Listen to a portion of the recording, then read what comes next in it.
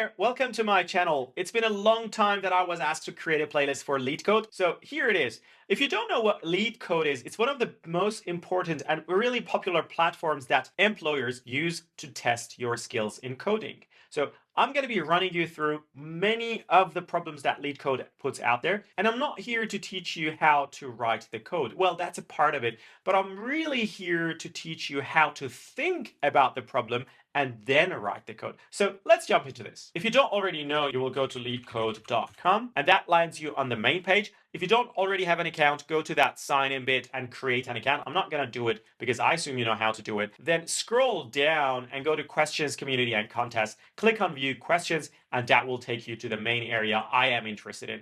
There's so many things that you can do here. I'm not going to run you through this, but the main thing I want you to know is that there are so many thousand problems in LeetCode that you can go through and test your ability.